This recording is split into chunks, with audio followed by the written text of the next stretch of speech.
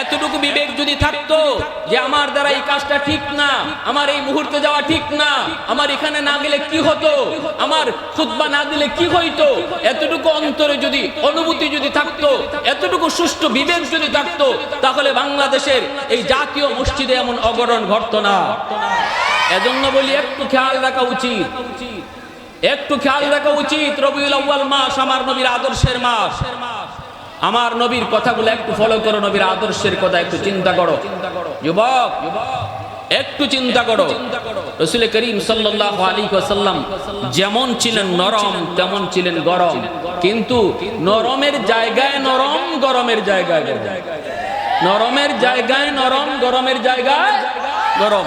আল্লাহ রাসূল সাল্লাল্লাহু আলাইহি ওয়াসাল্লাম বেঈমানদের সাথেও যদি কোনো এটা ঈমান আর কুফরের টক্কর না হয়, জিহাদের ক্ষেত্র যদি না হয়, তাহলে আল্লাহর রাসূল সামাজিকভাবে একজন অমুসলিমের সাথেও নবীজি অত্যন্ত সুন্দর আচরণ করেছেন, ঠিক কিনা? আমার ভাইরা বন্ধুরা, যুবক একটু খেয়াল করে লক্ষ্য করে শোনো। দ্বীনের নবী, মায়ার নবী, রহমতের নবী মক্কা জয় করবেন। নবীজি 10,000 সাহাবায়ে কেরামদেরকে নিয়ে আল্লাহর নবী মক্কার পাশে অবস্থান নিয়েছেন। সন্ধ্যা হয়ে গেল, নবীজি মক্কায় ঢুকবেন না, আদেশ জারি করলেন আমরা মক্কার পাশেই রাত কাটাবো, সকাল বেলা আমরা মক্কায় ঢুকবো। বলুন তো মক্কা নগরী আমার আপনার নবীর জন্মভূমি কিনা? এই জন্মভূমিতে মক্কার মানুষগুলি নবীকে থাকতে দেয় নাই। সাহাবায়ে কেরাম রাদিয়াল্লাহু তাআলা আনহুম তাদেরও জন্মভূমি মক্কায়, মুহাজির সাহাবায়ে কেরামের জন্মভূমি মক্কায়। তারা বাড়িঘর ছেড়ে বাড়িঘর থেকে পালাইতে হয়েছে, তাদেরকে বাড়িঘর থেকে বের করে দিয়েছে। এই বাড়িঘর মক্কার জালেমরা দখল করে নিয়েছে। সাহাবায়ে কেরাম নবীর সাথে মদিনায় হিজরত করলেন, কিন্তু জন্মভূমির টান, জন্মভূমির মায়া কার না অন্তরে নাই রে যুবক? জন্মভূমির প্রতি কেমন টান? যারা প্রবাসে থাকে তাদেরকে জিজ্ঞেস কইরেন, যারা প্রবাসে থাকে তাদেরকে জিজ্ঞেস কইরেন আপনার এই জন্মভূমি, তাদেরই গ্রাম, তাদেরই এলাকা, মানুষের প্রতি তাদের কি পরিমাণ টান? যাবার সময় সেই এয়ারপোর্টে কত যুবক চোখের পানি জড়ায় জড়ায় কান্দে। বিমানে ওঠার পরও বাংলাদেশের দিকে তাকায়া তাকায়া কত যুবক চোখের পানি জড়ায় কান্দে। যদিও এই এলাকার মানুষগুলি তারে কষ্ট দিয়েছে, যদিও এই সমাজের মানুষগুলি তারে কষ্ট দিয়েছে, কিন্তু দেশ ছেড়ে যাবার সময় চোখ দিয়া পানি ঝরে। কি ঝরে? আমার নবী, রহমতের নবী, মায়ার নবী সাহাবায়ে কেরামদেরকে নিয়ে মক্কা ছেড়ে মদিনায় যান। মদিনায় যাবার পরও প্রতিদিন প্রতিনিয়ত মক্কা জন্মভূমির কথা ইয়াদ হয়, সাহাবায়ে কেরাম ইয়াদ করেন, কিন্তু কেমন করে যাবেন গো? আল্লাহর যদি আদেশ না আসে কেমন করে তারা যাবেন? সাহাবায়ে কেরাম বলেন নবী গো, যেই খানায় কাবা, যেই ঘরকে প্রতিদিন ঘুম থেকে উঠে না দেখা পর্যন্ত আমাদের পেটে ভাত যাইতো না, পেটে খানা ঢুকতো না, ওই খানায় কাবা আজকে বছরের পর বছর চলে যায়, কিন্তু খানায় কাবা আমরা দেখি না। আর কতদিন, আর কতদিন এইভাবে থাকবো? নবী বলেন সাহাবীরা, তোমাদের অন্তরে যেই রকম আবেগ, এমন আবেগ আমি নবীর অন্তরও আছে, কিন্তু আমার আল্লাহ যদি আদেশ না করেন, ইশারা না দেন, তাহলে যেতে পারি না। নবীজিকে আদেশ দিলেন আল্লাহ, ইশারা দিলেন। 10 বছর পরে নবীজি 10,000 সাহাবায়ে কেরামদেরকে নিয়ে নবী চলে গেলেন মক্কায়।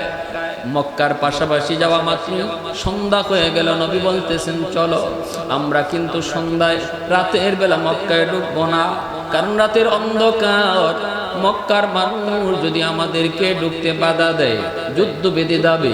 এই যুদ্ধ বেঁধে গেলে কে কাকে মারবে রাতের অন্ধকারে টের পাওয়া যাবে না। শিশুর উপরে আঘাত হতে পারে, নারীর উপর আঘাত হতে পারে। ইসলাম কখনো শিশু হত্যাকে সাপোর্ট করে না, ইসলাম কখনো নারীর গায়ে আঘাত সাপোর্ট করে না। আল্লাহর নবী থামায় দিলেন, অথচ সাহাবায়ে কেরামের পুরা স্পিড ছিল মক্কায় ঢোকার। ওই মুহূর্তে মক্কায় ঢুকলেও তারা ঢুকতে পারতেন, কিন্তু নবীজি সতর্কতামূলক বললেন না না, রাতের অন্ধকারে মক্কায় ঢুকবো না, রাত কাটাবো আমরা এই মরুভূমিতে, সকাল বেলা ঢুকবো। কারণ রাতের বেলা কে কাকে মারবে এর কোনো গ্যারান্টি নাই, কার উপরে আঘাত হবে তাও বোঝা যাবে না। তাহলে ইসলাম ধর্মের মধ্যে আমার নবীর মধ্যে মানবতা আছে না নাই? মানবতার স্লোগান আজকে ইহুদিরা দেয়, মানবতার স্লোগান আজকে খ্রিস্টানরা দেয়। অথচ আমরা দেখি জালেম ইহুদি ইসরায়েলদের দ্বারা, ওই ইহুদিদের দ্বারা প্রতিনিয়ত ফিলিস্তিনের শিশু হত্যা হইতেছে। ঠিক কিনা জোরে বলো?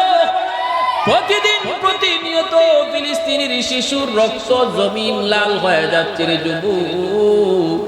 কত মুসলিম নারীকে ধরে ধরে ওরা জেলখানায় বন্দী করে রেখেছে।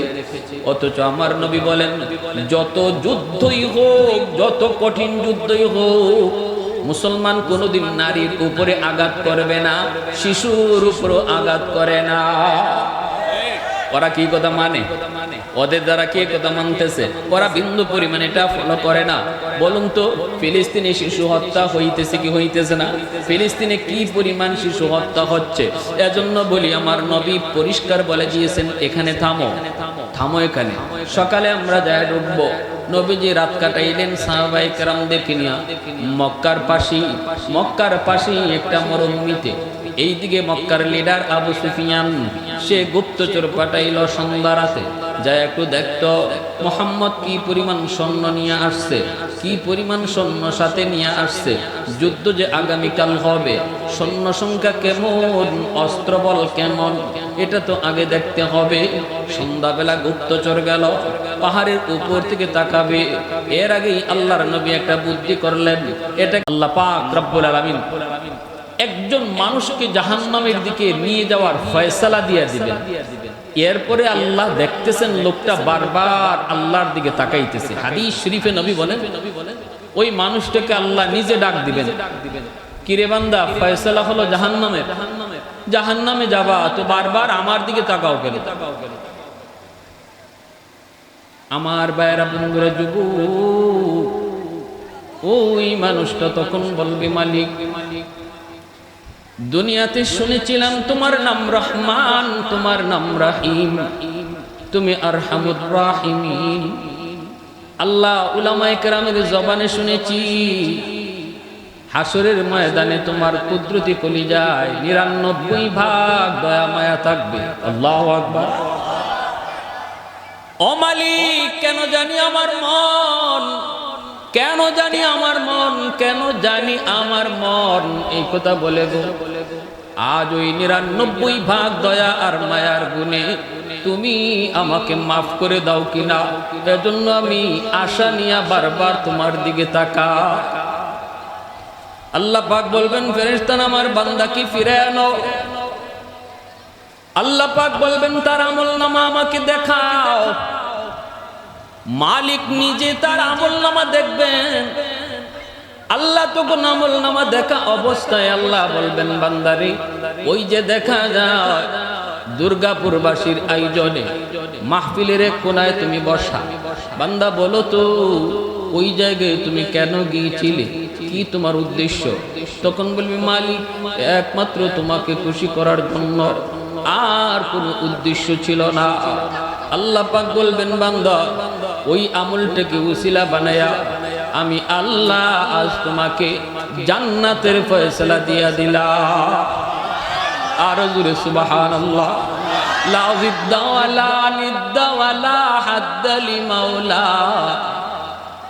লা জিদ্দা ওয়ালা নিদ্দা ওয়ালা হাদ্দা লিমাওলা, আল আনা কামা কানা ওয়ালাম ইয়ালকা যাওয়ালা, আল আনা কামা কানা ওয়ালাম ইয়ালকা যাওয়ালা, লা মিসলা ওয়ালা সাওয়ারা মিসলাম ওয়া নাযীরা, মান ক্বালা সিওয়া যালিকা ক্বাদ ক্বালা মুহালা, মান ক্বালা সিওয়া যালিকা ক্বাদ ক্বালা মুহালা। মোহাব্বতের সাথে আওয়াজ দিয়া বলেন আল্লাহু আকবার। হয় নাই? আরো জোরে আল্লাহকে খুশি করেন আওয়াজ দিয়া, আল্লাহু আকবার, আল্লাহু আকবার, আল্লাহু আকবার। আল্লাহ, তুমি আমাদের আজকের আশা বসাকে কবুল করো। সবাই বলি আমিন। আমি যে আয়াতে কারিমা তেলাওয়াত করেছি এই আয়াতের অংশ বিশেষে আল্লাহ পাক বলেন মুহাম্মাদুর রাসূলুল্লাহ ওয়াল্লাযীনা মাহু আশিদ্দাউ আলাল কুফফার আশিদ্দাউ আলাল কুফফারি রুহামাউ বাইনাহুম। আল্লাহ বলেন শোনো আমার নবী আর নবীর সাহাবায়ে কেরামের আদর্শের কথা শোনো। এ যুবক রবিউল আউয়াল মাস নবীর আদর্শের কথাগুলি একটু শোনো। শোনো তুমি আমি কত বড় নবীর উম্মত। নবী যেমন বড় তার আদর্শ তত বড়। পৃথিবীতে কত আদর্শ দেখলাম, পৃথিবীতে কত তন্ত্র মন্ত্র দেখলাম, কোন তন্ত্র মন্ত্রই মানুষের শান্তি দিতে পারে না। শান্তি একমাত্র পৃথিবীর মানুষ যদি কখনো পেয়েছে সেই যুগ ছিল আমার আপনার নবীর আদর্শের যুগ। এর যুবক একটু আওয়াজ দিয়া বলো শান্তির দেখা যদি কেউ পেল সেই দেখাটা পেয়েছে মদিনার মানুষ, ঠিক কিনা? মদিনার মানুষ আর মদিনার মানুষ নয়, সোনালী মানুষ হয়েছে, সোনার মদিনা হয়েছে। সোনার মানুষ শুধুমাত্র আমার নবীর আদর্শের কারণে।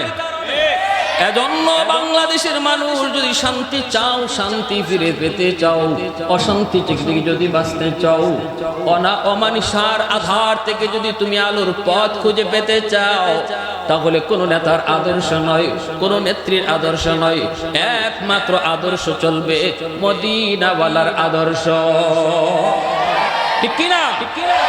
মুহাম্মাদুর রাসূলুল্লাহ। আল্লাহ বলে আমার হাবিব আর আমার হাবিবের আদর্শ হলো শক্তের জায়গায় ওরা খুবই শক্ত, গরমের জায়গায় খুবই গরম। হক বাতিলের দ্বন্দ্ব যখন বেঁধে দেয়, যখন ইসলাম আর কুফরের ভিতরে টক্কর লেগে যায়, তখন তারা অতি গরম। এই জায়গায় তারা নরম নয়, এখানে তারা অতি গরম, আগুনের চেয়েও বেশি গরম, তলোয়ারের চেয়েও বেশি ধারালো। ইসলামের ক্ষেত্রে, ঈমানের ক্ষেত্রে, নবীর ক্ষেত্রে, কোরআনের ক্ষেত্রে এরা বিন্দু পরিমাণ ছাড় দিতে রাজি না। আওয়াজ দিয়া বলো ঠিক কিনা? এটা নবীর আদর্শ, নবীর সাহাবায়ে কেরামের আদর্শ। এই কথা আল্লাহ নিজে কোরআনের মধ্যে সার্টিফিকেট দিয়েছেন, আল্লাহ নিজে এই কথাটা উল্লেখ করেছেন।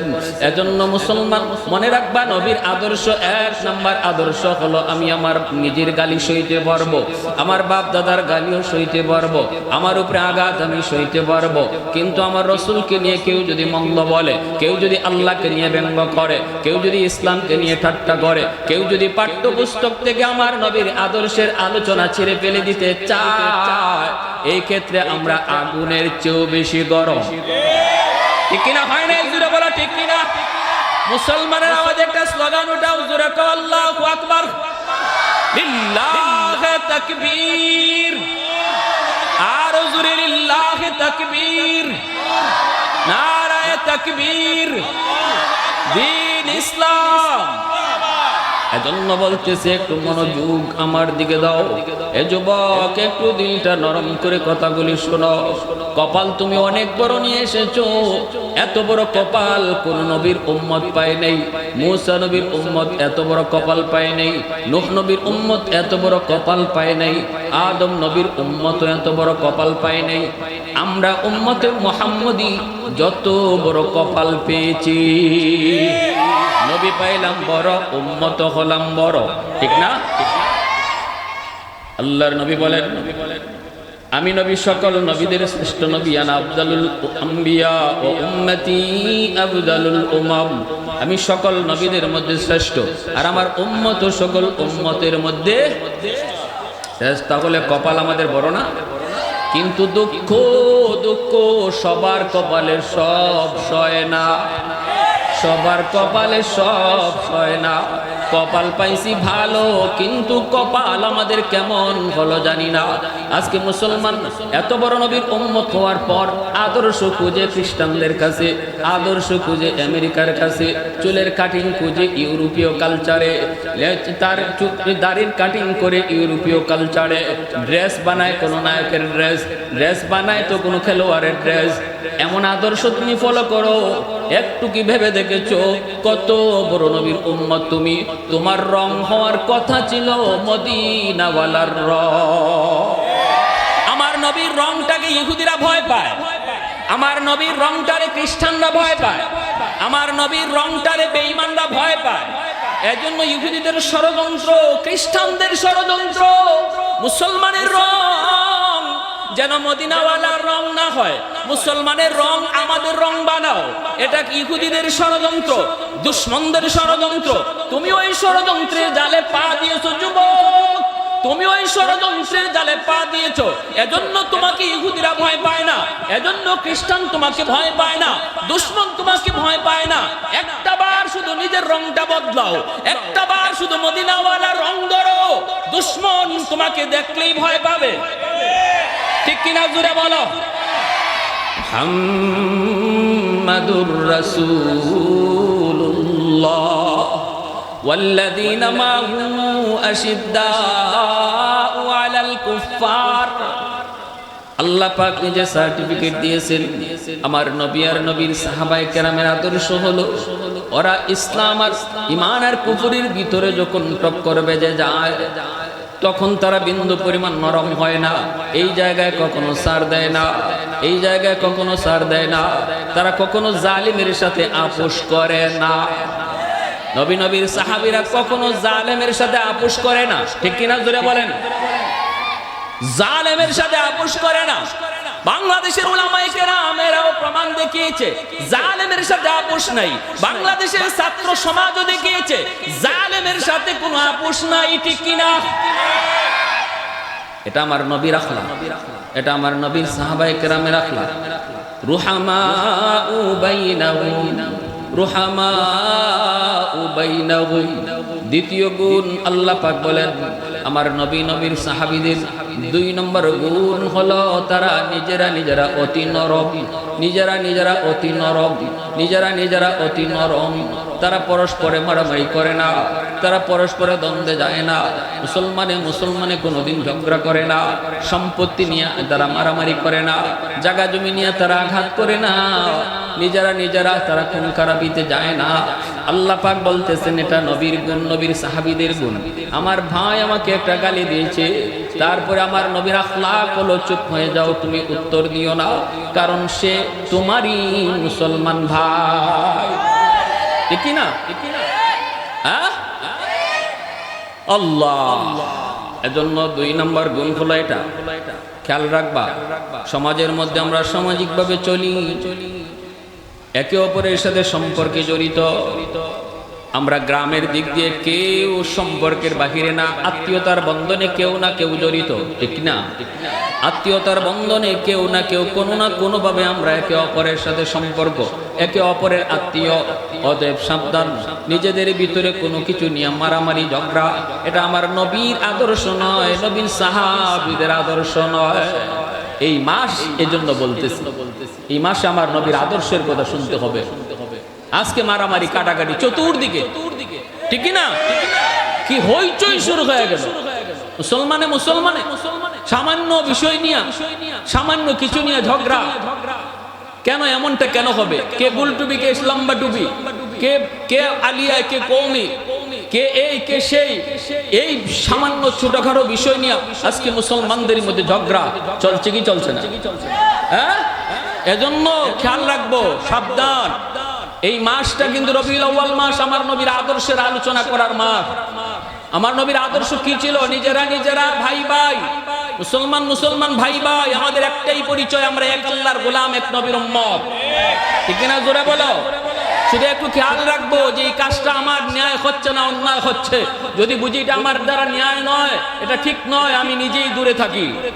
এই কাজটা যদি এইটুকু অনুভূতি যদি থাকতো, তাহলে বাইতুল মুকাররমের মতো জাতীয় মসজিদে এমন অঘটন ঘটতো না। ঠিক কিনা জোরে বলেন? নবীজি ঢুকা মাত্রই এলান দিয়া দিলেন, সাহাবীরা শোনো, যার যার বাড়ি করে যাও, তোমার বাড়ি দখল করে রেখেছে মক্কার কোন না কোন এক জালেম। আমি নবী বলি না বাড়ির দখল যায়া তুমি কেড়ে নাও, এই কথা আমি নবী বলবো না। লা তাসরিবা আলাইকুমুল ইয়াউম, আজকের দিন বদলা নেওয়ার দিন নয়, আজকের দিন হলো ক্ষমা করার দিন। আল ইয়াউম ইয়াউমুল মারহামা, আজকের দিন মাফ করে দেওয়ার দিন। আমি মক্কার ওই মানুষগুলিকে যারা আমাকে পিটাইয়া মক্কা থেকে বের করেছিল গো, আমার সাহাবায়ে কেরামকে ঘর বাড়ি থেকে বের করে দিয়েছিল, আমার বহু সাহাবীকে এরকম ভাবে এতিম করেছে, সন্তানহীন করেছে, ওই জালেম মক্কার মানুষগুলিকে আমি নবী সাধারণ ক্ষমা করে দিলাম। আল্লাহু আকবার। সাহাবীরা কয়, নবী গো, ওগো নবীজি, আপনি কি ওই মানুষগুলাকে ছেড়ে দিবেন যারা বেলালকে মেরেছে? আপনি কি ওই জালেমগুলিকে ছেড়ে দিবেন যারা নবী গো আপনার আবু বকরকে মেরেছে, আপনার গায়ে হাত উঠাইছে? নবী কয়, না না, আমি ছেড়ে দেওয়ার কথা বলছি না। তোমরা যদি বেলালের নির্যাতনের কথা মনে রেখেছো, আমি নবীর নির্যাতনের কথা কি তোমাদের মনে নাই গো? মক্কার মানুষ আমাকেও কতটা নির্যাতন করেছে। খানায় কাবা, আল্লাহর ঘরের সামনে সেজদায় গিয়েছি, আমার মাথার উপরে উটের নারী বুড়ি চাপায়া দেওয়া হয়েছে, আমি মাথা তুলতে পারি না, শ্বাস নিতে পারি না। আমার কলিজার টুকরা মেয়ে ফাতেমা দৌড়ায় আসলো, মাথার উপর থেকে উটের নারী বুড়ি ফালাইলো, আমি নবী শ্বাস নিলাম। আমাকে 3 বছরের মতো কারাগারে আবদ্ধ রাখলো, যেই জায়গায় আমাকে পানিটা পর্যন্ত ওরা পৌঁছাইতো না। এমন কঠিন থেকে কঠিন নির্যাতন মক্কার মানুষ আমি নবীকেও করেছে। তোমরা কি সেই কাহিনী ভুলে গিয়েছো? সাহাবীরা কই, না গো নবী, ভুলি নাই, ভুলি নাই, ভুলি নাই। আল্লাহ নবী কয়, আমি যদি মাফ করে দিতে পারি, তোমরা কেন পারবা না? ও সাহাবীরা, যাও, যার যার বাড়িতে যাও, যায়া ওই বাড়ির দখলদারকে বলবা, ভাই রে, তুমি তো আমার বাড়ির দখলদার, মালিক তুমি না, আমাকে আমার বাড়ি থেকে পিটাইয়া বের করে দিয়েছো। আজ আমার কাছে ক্ষমতা আছে, আমি আমার বাড়ির দখলও তোমার কাছ থেকে নিতে পারবো। কিন্তু আমার নবী বলেছেন, না না, আমি দখল নিতে আসি নাই, বরং তোমাকে মালিকানা বুঝায় দিতে আইছি। একটু আওয়াজ দিয়া কও না সুবহানাল্লাহ। এমন একটা উদাহরণ দেখাও, এমন একটা নজির দেখাও, কোন ধর্মের কোন মনীষীর একটা নজির দেখাও। কোথায় খ্রিস্টান পণ্ডিতরা আসো, কোথায় ইহুদি পণ্ডিতরা আসো, এমন একটা দৃষ্টান্ত নজির তোমাদের কোন ধর্মীয় নেতার দেখাও। না না, পারবা না। আমার নবী বেনজির, আমার নবী বেমিসাল, ঠিক কিনা জোরে বলো? जो नबियों का नबी हो, जो रसूलों का रसूल हो, তিনি সকল নবীদের নবী, তিনি সকল রাসূলদের রাসূল।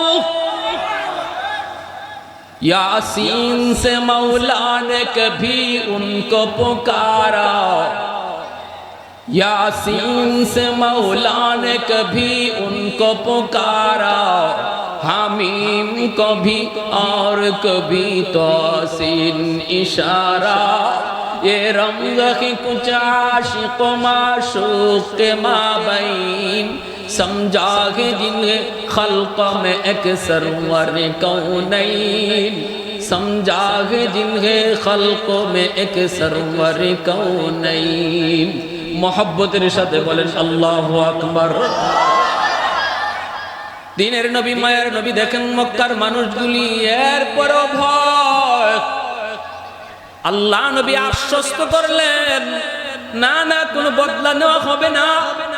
এরপরও তাদের কলিজায় ভয় যায় না, কিছু না কিছু বদলা তো নিবেই নিবে, তাদের এমন ধারণা ছিল। অথচ নবী বলেছেন, না, কোনো বদলা নেওয়া হবে না, কোনো বদলা নেওয়া হবে না। তারপরও তারা আশ্বস্ত হতে পারলো না। যার যার ঘর থেকে আসবাব নিয়ে তারা বের হয়ে যেতে লাগলো। যার যার ঘর থেকে যে যা পারে তা নিয়ে দৌড়ে পাহাড়ে চলে যেতে লাগলো। ওই অবস্থায় নবীজি মক্কার অলিগলিতে নবী হাঁটেন, আর দেখেন মানুষগুলি নবীজির ভয়ে তারা বাড়ি করে সেরে পাহাড়ের দিকে যাচ্ছে। নবীজি নিজের পরিচয় দেন না, নবীকে সবাই ঠিক মতো চিনেও না।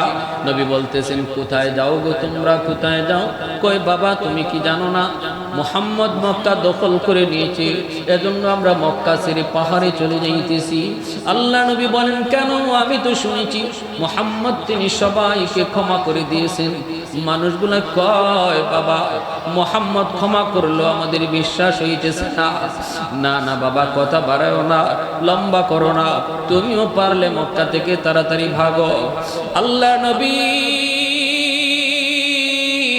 আসমানের দিকে তাকাইয়া চোখের পানি সাইরা নবী কান্দে আর কই, মালিক তুমি তো দেখতেছো আমি তো বিন্দু পরিমাণ বদলা নেওয়ার কথা বলি নাই, এরপর আমার কথা বিশ্বাস না কইরা পাহাড়ের দিকে চলে যায়, ঘর বাড়ি ছেড়ে চলে যায়। ও মালিক, আমি তো ঘর বাড়ি দখল করার কথা বলি নাই। আল্লাহ কিয়ামতের ময়দানে তুমি তোমার আদালতে আমি মুহাম্মদকে প্রশ্ন কইরো না। আল্লাহ আমাকে তুমি পাকড়াও করো না, আমি বদলা নেওয়ার জন্য মক্কা দখলে আসি নাই। দেখো ওরা আমার কথা মানে না, ওরা বিশ্বাস করে না। নবীজি দেখেন একজন বুড়া মহিলা ভারী একটা বোঝা নিয়ে মহিলাও পাহাড়ের দিকে দৌড়াইতে যায়, কিন্তু মাথার উপরে ভারী একটা বোঝা মহিলা পারে না। নবীজি আস্তে আস্তে পিছনে যায়, কই মা তুমি বৃদ্ধা মানুষ, বয়স্ক মানুষ, তুমি কোথায় যাও? মহিলায় কই, বাজান তুমি কি জানো না মুহাম্মদ মক্কা দখল করে নিয়েছে? আল্লাহ নবী কই, মাগো জেনেছি, কিন্তু উনি তো সবাইকে ক্ষমাও করে দিয়েছে। মুহাম্মদ সবাইকে ক্ষমা করে দিয়েছেন, এই কথাটাও তো আমি জানি। মহিলায় কই, বাজান মুহাম্মদকে তুমি চিনো না, চিনো না। মুহাম্মদ বড় শক্ত দিলের মানুষ, কঠিন দিলের মানুষ, যদিও কইছে মাফ, এরপরও কিছু না কিছু বদলা নিবই। বাবা তাড়াতাড়ি করে জান বাঁচাও। আল্লাহ নবীর চোখ থেকে দর দর করে পানি পড়ে। নবী আল্লাহর কাছে হাওমাও করে কান্দে, মালিক আমার দিল বুঝি নাকি শক্ত। মহিলায় কয় কি, আল্লাহ তুমি তো সাক্ষী। আল্লাহু আকবার জোরে বলো। ও মালিক তুমি তো সাক্ষী। আল্লাহ নবীজি চোখের পানি মুছে আর কই, মা বোঝাটা অনেক ভারী, তোমার নিতে কষ্ট হয়, আমার মাথায় উঠায় দাও। আমি একজন জোয়ান মানুষ, আমার কষ্ট হবে না, তুমি আবার পিছনে পিছনে আসো, আমি বোঝাটা আগায়া দিয়ে আসি। আমার আপনার নবী সরওয়ারে দু জাহান রাহমাতুল লিল আলামিন বোঝাটা মাথায় তিনি উঠাইয়া নিয়ে যাইতেছেন। রে যুবক, মহিলা পিছনে পিছনে যায় আর লম্বা লম্বা দোয়া করে, বাবা যুবক তুমি তো মানুষ না, তোমাকে ভগবান ফেরেশতা বানায় পাঠাইছে, বাবা তুমি এত ভালো। আল্লাহর নবীর জন্য লম্বা লম্বা দোয়া করতেছে, বড় বড় দোয়া করতেছে। নবীজির সামনের দিকে আগান, মহিলা পিছনে পিছনে যাইতেছে। নবীজির চোখ থেকে দর দর করে পানি পড়ে। যেই মাত্র পাহাড়ের কাছাকাছি গেলে মহিলায় কই, বাবা যুবক এই জায়গায় বোঝাটা রেখে দাও, আর সামনে যাওয়া লাগবে না। নবীজি বোঝাটা রেখে দিলেন। নবীজি চলে আসবেন। মহিলায় নবীজির মুখে হাত বুলায়, নবীজির চেহারায় হাত বুলায়, নবীর বডিতে হাত বুলায়, নবীর পবিত্র দেহ মুবারকে হাত বুলায়, আর নবীর জন্য লম্বা লম্বা দোয়া করে। এবার নবীজি চলে আসবেন। মহিলায় কই, বাবা যুবক পরিচয়টা তোমার জানলাম না। নবী কয়, পরিচয় জানার লাগবে না গো মা। আল্লাহ নবীকে মহিলায় কই, বাবা যুবক তোমার মতো মানুষ আল্লাহর জমিনে হয় না, বাবা এই রাস্তায় যাইও না, ওই রাস্তা দিয়ে যাইও। নবী কয়, মা এই রাস্তায় গেলে কি হবে? কয়, এই দিকে গেলে মুহাম্মদের সামনে পড়ার ভয় আছে রে বাবা, ওই দিক দিয়ে তুমি যাইও। নবীজি তখন আর চুপ থাকতে পারলেন না। নবীজি বলতেছেন, মা ও মা, মুহাম্মদকে তুমি জীবনে কোনোদিন দেখছো নি? মহিলায় কই, না বাবা আমি জীবনেও কোনোদিন মুহাম্মদকে দেখি নাই। নবী কয় তাহলে মুহাম্মদ শক্ত দিলের মানুষ, মুহাম্মদ মারামারি করে কাটাকাটি করে, এই কথাগুলি তুমি কেমনে বলছো? মহিলা কয় বাবা আমি মানুষের মুখ থেকে শুইনা শুইনা বলছি। আল্লাহ নবী চোখের পানি মুছেন আর বলেন মা আর মানুষের মুখ থেকে শুনে শুনে মুহাম্মদকে চিনতে হবে না গো, নিজের চোখে মুহাম্মদকে চিনে নাও। আমি সেই যুবক, যেই যুবক তোমার বোঝা মাথায় নিয়ে এই পর্যন্ত উঠায় দিছি, আমি সেই মুহাম্মদ। আল্লাহু আকবার, জোরে আল্লাহু আকবার, আর জোরে আল্লাহু আকবার। মহিলা দৌড় দিয়ে আমার নবীর পা মুবারক জড়ায় ধরলো, চোখ থেকে দর দর করে পানি পড়ে আর কয় বাবা এতদিন আবু জাহেল উতবা সাহেবের মতো মানুষের মুখ থেকে তোমাকে চিনছি, আজকে আমি নিজের চোখে চিনলাম রে বাবা। আমাকে এই মুহূর্তে কালেমা পড়ায়া মুসলমান বানায়া দাও। একটু জোরে আওয়াজ দিয়া সুবহানাল্লাহ, আরো জোরে সুবহানাল্লাহ। गद्दार न समझो हमें गद्दार नहीं हाँ, गद्दार न समझो हमें गद्दार नहीं हाँ, फूलों की तरह नरम मिजाज अपना है नजर, फूलों की तरह नरम मिजाज अपना है नजर, हम तीरी नहीं नेज़ा वो तलवार नहीं हाँ, हम तीरी नहीं नेज़ा वो तलवार नहीं हाँ। একটু আওয়াজ দিয়ে জিকির করি লা ইলাহা ইল্লাল্লাহ।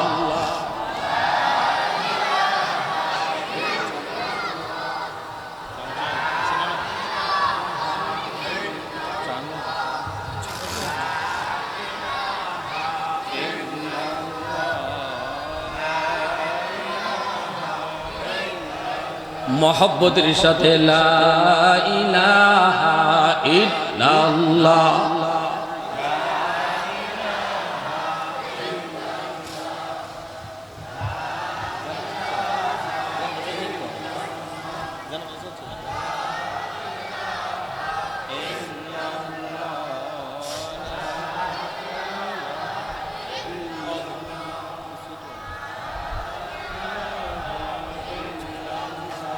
ला इलाहा इल्लल्लाहु मुहम्मदुर रसूलुल्लाह।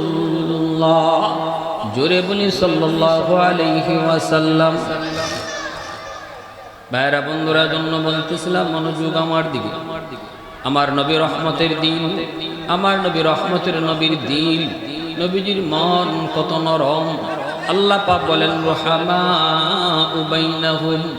আমার নবী আর নবী সাহাবায়ে কেরামের একটা উল্লেখযোগ্য আদর্শ হলো ওরা সময় মতো খুবই নরম, জায়গা মতো খুবই নরম, জায়গা মতো খুবই নরম, জায়গা মতো খুবই নরম, সময় মতো ওরা খুবই নরম, আবার জায়গা মতো ওরা খুবই গরম। নরমের একটা ঘটনা শুধু শুনাইলাম। একজন অমুসলিমের সাথে আল্লাহ নবী মক্কার মানুষের সাথে কত নরম দিলের আচরণ করলেন, কত নরম দিলের আচরণ করলেন। ভাইরা বন্ধুরা, এজন্য মনে রাখবেন আমার আপনার বৈশিষ্ট্য হবে ইসলামের ক্ষেত্রে যখন নিজেরা নিজেরা ভাই ভাই, মুসলমান মুসলমান, নবীর উম্মত, এক আল্লাহর গোলাম, এই জায়গায় আমরা পরস্পরে ভাই ভাই, এখানে আমরা অতি নরম। কেউ কোনোদিন কারো আঘাত করব না, কেউ কারো ইজ্জত নিয়ে টান দিব না। মনে রাখবা এক ওয়াক্ত নামাজ তোমার কাজা হয়েছে যুবক, আল্লাহ চাইলে মাফ করে দিবে, আল্লাহ চাইলে মাফ করে দিবে।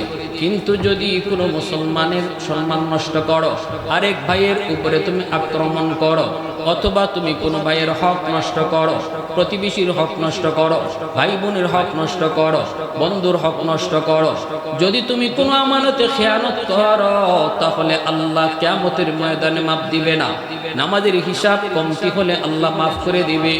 কিন্তু যদি মানুষের হক তোমার দ্বারা নষ্ট হয়, আল্লাহ কোনোদিন মাফ দিবে না। ঠিক কিনা জোরে বলো। আল্লাহ বলবে বান্দা একটা রোজা তোমার কামাই হয়েছে, যাও আমি মাফ করে দিলাম, এটা আমার বিষয়। নামাজ এক ওয়াক্ত কাজা হয়েছে, যাও মাফ করে দিলাম, এটা আমার বিষয়। আমি কারো কাছে জবাব দেওয়া লাগবে না। কিন্তু তুমি তোমার আরেক ভাইয়ের হক মারছো, তুমি আরেকজনের হক মারছো, আরেকজনের ইজ্জত নষ্ট করছো, তুমি তোমার ভাইয়ের হক নষ্ট করেছো, বোনের হক দাও নাই। বাবা মারা যাওয়ার পর বোনের যে সম্পদ, এই সম্পদের অংশ তুমি দাও নাই। আদালত, আমার আদালতে বোন মামলা দায়ের করেছে। আল্লাহ বলবে, রে বান্দা, বোনের মামলা ডিসমিস না কইরা তোমার নামাজ, তোমার রোজা এগুলা লইয়া জান্নাতে যেতে পারবা না। আগে বোনের মামলা ডিসমিস করো। স্ত্রী তোমার বিরুদ্ধে মামলা দিয়েছে, মোহরের টাকা পরিশোধ না কইরা তুমি মারা গেছো, স্ত্রীর মামলা তোমার বিরুদ্ধে আমি আল্লাহর আদালতে এই মামলা ডিসমিস করো, তারপরে জান্নাতে যাও। আল্লাহ বলবেন, প্রতিবেশীর হক নষ্ট করেছো, জোর জবরদস্তি করে জমি দখল নিয়েছো, জায়গা দখলে নিয়েছো, মামলা আমি আল্লাহর আদালতে দিয়েছে, দুনিয়ার বিচার পায় নাই। চেয়ারম্যান তোমার পক্ষে ছিল, মেম্বার তোমার পক্ষে ছিল, এলাকার গণ্যমান্য লোক তোমার পক্ষে ছিল, তুমি গোষ্ঠী বড়, তুমি বড় লোক, তোমার বড় লোক, তুমি বড় লোক, পয়সার অভাব নাই, গোষ্ঠীর লোকের অভাব নাই, শক্তির অভাব নাই, তোমার নেতা আছে, তোমার সব আছে, জজ তোমার আর এরকম থানাও তোমার, সব কিছুর কারণে সে মামলা দুনিয়াতে দেয় নাই, মামলা আমি আল্লাহর আদালতে দিয়া দিছে। ঠিক কিনা জুড়ে বলো? বিগত 16 বছর আমরা এমন দেখেছি, অনেক মানুষ আক্রান্ত হয়েছে, মজলুম হয়েছে, কিন্তু কোথাও যে বিচার পায় নাই, কোথাও যে বিচার পায় নাই। থানায় গেলে ওসি কয় মামলা নিবে না, দারোগা কয় মামলা নিবে না, এলাকার মধ্যে চেয়ারম্যানকে নিয়ে বসবে, দেখা যায় চেয়ারম্যান তার পকেটের লোক। ঠিক কিনা জোরে বলো? বিচারে বসবে, দেখা যায় যারা বিচার করবে এরা টাকা খাওয়ান না লোক, 500 টাকা দিলে পরে বিচারের রায় ঘুরাইয়া দেয়। আসেনি না নাই? আসেনি না নাই? এজন্য আল্লাহর আদালতে মামলা বসায় দিছে। কয় মালিক, নবী কই ইত্তাকি দাওয়াতাল মাজলুম ফাইন্নাহু লাইসা বাইনাহা ওয়া বাইনাল্লাহি হিজাব। দুর্বলের আহ শব্দ থেকে আল্লাহর কাছ থেকে বাঁচো, দুর্বলের আহাজারি থেকে আল্লাহর কাছ থেকে তুমি বাঁচো। কারণ দুর্বলের আহ শব্দ আল্লাহর আদালতে এমন ভাবে যায় পৌঁছে, যুবক মাঝখানে কোনো বাধা থাকে না। এজন্য আল্লাহ পাক বলবে, বান্দা আমার হক নষ্ট করেছো, আমি চাইলে মাফ করে দিব, কিন্তু ওই মানুষগুলার হক যাদের নষ্ট করেছো, এই মামলা ডিসমিস না করে তুমি জান্নাতে যেতে পারবা না, জান্নাতে যেতে পারবা না। এজন্য সমাজ ব্যবস্থায় আমরা যারা চলি, একটু হুঁশ রেখে চলেন, একটু হুঁশ রেখে চলে না যাচ্ছি, কাল থাকবো না, কিন্তু আমার কর্মকাণ্ড দুনিয়ার মানুষ ইয়াদ রাখবে। ঠিকেরা জোরে বলেন? দৃষ্টান্ত স্থাপন করে গেছে ফেরাউন, নজির রেখে গেছে নমরুদ, নজির রেখে গেছে সাদ্দাত, নজির রেখে। ভালো করে জানতেন ওরা গুপ্তচর পাঠাবে, সিআইডি পাঠাবে আমাদের লোকবল দেখার জন্য, আমাদের শক্তি বল বোঝার জন্য। নবীজি এশার নামাজ পড়েই সাহাবায়ে কেরামদেরকে বলেন, সাহাবীরা আমরা রাত কাটাবো এই জায়গায়, আমাদের খানা দানার জন্য চুলা বানাইতে হবে, চুলা বানাইতে হবে। চুলা বানাইবা যেই পরিমাণ চুলা দরকার এর চেয়ে ডাবল বেশি, এর চেয়ে ডাবল বেশি। 10,000 মানুষের জন্য যেই পরিমাণ চুলা লাগার কথা, মনে করেন লাগার কথা 200, নবী বলেন বানাইবা 500 চুলা বানাইবা। কেন, কি জন্য? সাহাবীরা এতটা বুঝেন নাই। আল্লাহর নবী বলছেন, সাহাবীরা চুলা বানাইতে লাগলেন, যা দরকার এর চেয়ে ডাবল বানাইলেন, ডাবল বানাইলেন। আর নবী বলেন বাথরুম বানাইবা যা দরকার এর চেয়ে কম, বাথরুম যদি লাগে 200 বানাইবা 100, লাগে যদি 100 বানাইবা 50টা। আল্লাহর নবী কেন এই কথা বলেছিলেন? সাহাবীরা তখন বুঝেন নাই, পরে বুঝছেন। কি বুঝলেন? সন্ধ্যা রাতে যখন সিআইডি পাঠাইছে মুহাম্মদুর রাসূলুল্লাহর সাথে কি পরিমাণ সৈন্য বল, অস্ত্র বল দেখার জন্য পাহাড়ের উপর দিকে তাকায়া দেখে ময়দান, পুরা ময়দান খালি চুলার আগুন আর চুলার আগুন। এমন একটা অবস্থা, সে চুলা গন্যা কুল পাইতেছে না। সিআইডি মনে মনে কয়, আমি আসছি মানুষ গনতাম, এখন তো দেখি চুলা গন্যেই শেষ হবে না। হ্যাঁ, আমি আসছি মানুষ গনার জন্য, কিন্তু যেই পরিমাণ চুলা, দৌড় আবু সুফিয়ানকে যায় হাঁপাইতেছে আর বলতেছে, উস্তাদ খবর বড় জটিল খারাপ। কয় কি হইছে, কি পরিমাণ লোক মুহাম্মদের সাথে একটু বল। কয় লোক কই মনে পড়ে, আগে কও চুলা কি পরিমাণ এটা কইতাম। কেন কি হলো, কই লোক জানি না কি পরিমাণ, তবে যে পরিমাণ চুলা দেখলাম ময়দানে মনে হয় মুহাম্মদের সাথে 70 থেকে 80,000 মানুষ আইছে। অথচ নবীর সাথে সাহাবীর সংখ্যা হলো মাত্র 10,000। কয় হাজার? জোরে বলেন কয় হাজার? হে মনে মনে ধারণা করছে একটা চুলার মধ্যে যদি 10 জন মানুষের পাক হয়, তাহলে যত চুলা দেখলাম মানুষ নিচেও 60-70 হাজারের কম না। আবু সুফিয়ান তো অবাক, ভয়ে অস্থির। সিআইডি রিপোর্ট পায়া সারা রাত ঘুম নাই। শেষ রাতে আবার সিআইডি পাঠাইলো, যা তুই যা একটু দেখে আয়, যুদ্ধ আগামীকাল করব, কিন্তু ওরা কি পরিমাণ এটা তো বোঝা দরকার।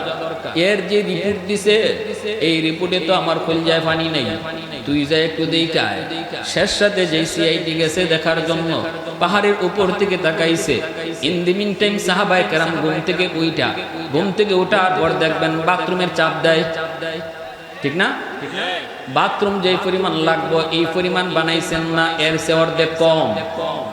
তাহলে কম যদি হয় লাইন ওই বলি না, হইতো না। বাথরুমের সামনে লাইন আছে না নাই?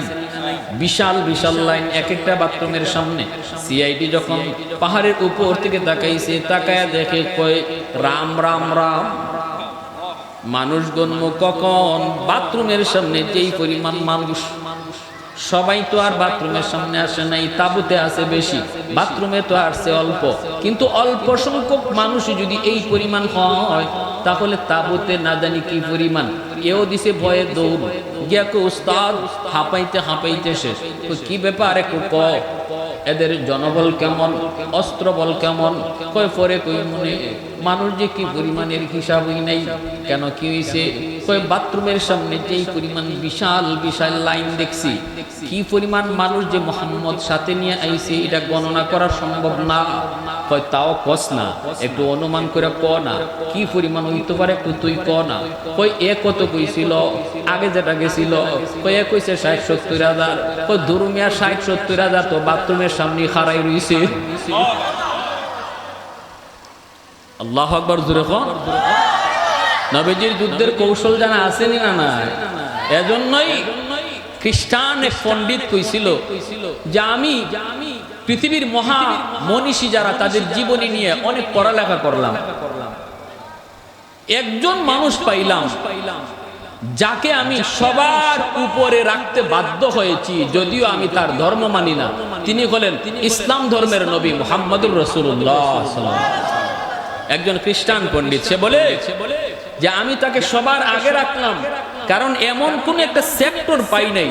আমি যখন একজন সমাজবিদ হিসাবে পৃথিবীতে সফল কে ছিলেন এই দিক নিয়ে গবেষণা করি, সেখানেও দেখি মুহাম্মদুর রাসূলুল্লাহ শ্রেষ্ঠ।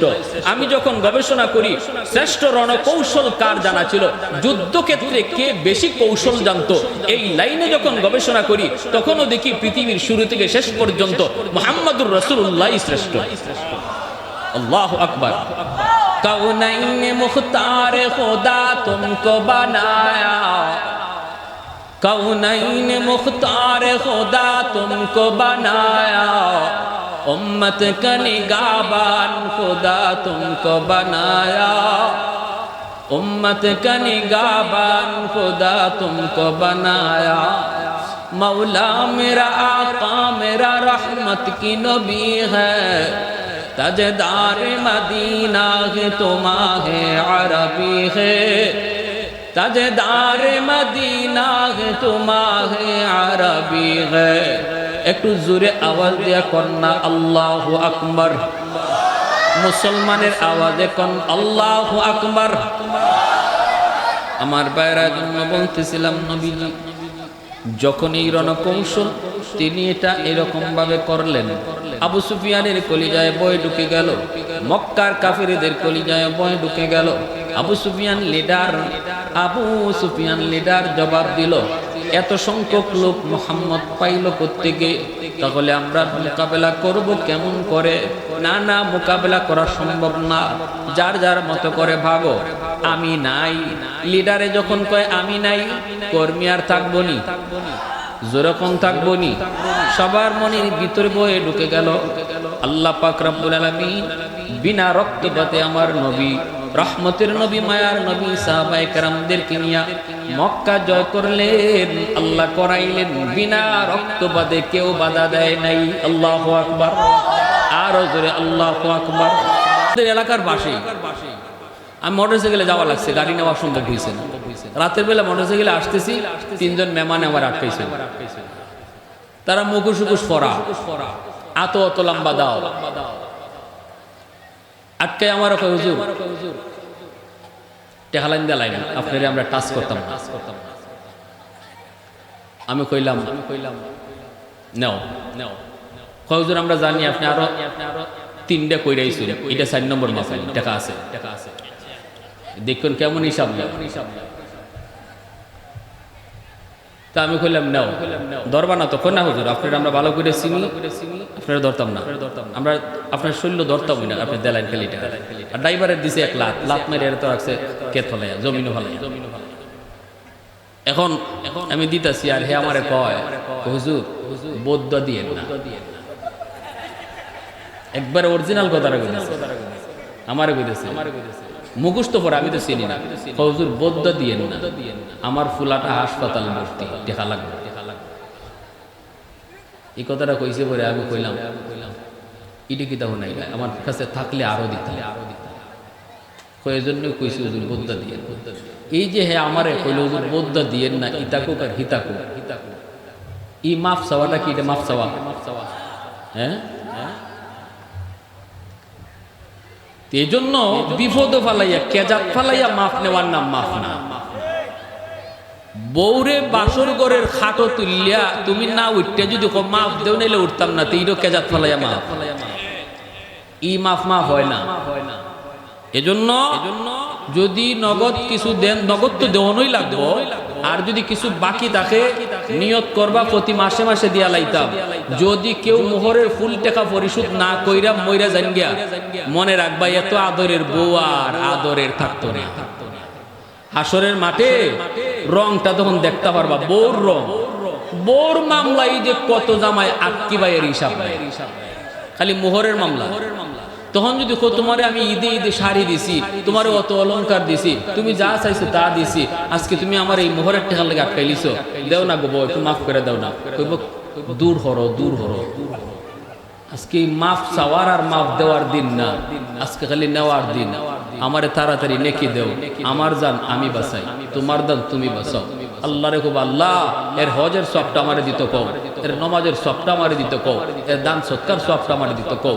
এইভাবে স্বামীরে বিপদে ফেলাইয়া, এত কলিজার টুকরা বউ, এই বউয়ে বিপদে ফেলাইয়া আপনার গারো ভাড়া দিয়া জান্নাতও যাইব, আপনার জাহান্নামও ফেলাইয়া যাইব। অতএব সাবধান, কেউ কারো হক নষ্ট করবেন না, মোহরের টাকা পরিশোধ করবেন, আর অন্যায়ভাবে বউর প্রতি জুলুম করবেন না, রাগারাগি করবেন না, চোখ রাঙ্গাইবেন না, গালাগালি করবেন না। কারণ এই জায়গায় সে অসহায়, এখানে তার কেউ নাই। আপন বলতে শুধু আপনি স্বামী, স্বামীকে চিনলেই সে তার সব আপন মানুষগুলাকে পর বানাইয়া এই বাড়ির মানুষগুলাকে আপন বানাইছে। এতটুকু অন্তত ইয়াদ রাখেন, একদিন আপনারও মেয়ে হবে, এই মেয়েটাকে বিয়ে দিবেন। আজ যদি আপনি আপনার স্ত্রীকে আদর করেন, আগামীকাল আপনার মেয়েটাও তার স্বামীর বাড়িতে আদর পাবে, ঠিক না? শাশুড়িদেরকে বলবো মেয়েটাকে মেয়ে মনে করেন, বউ না মেয়ে মনে করেন। তাহলে আপনার মেয়েটাও যেখানে বিয়া দিবেন, ওইখানেও তার শাশুড়ি তারে বউ মনে করবে না, মেয়ে মনে করবে। যেমন আমি করব তেমন আমি পাবো, ঠিক কিনা? আমি যেমন আচরণ করব আমার ছেলের বউয়ের সাথে, আমার মেয়েটার সাথেও আমার মেয়ের শাশুড়ি এমন আচরণই করবে। এটা মনে রাখবেন।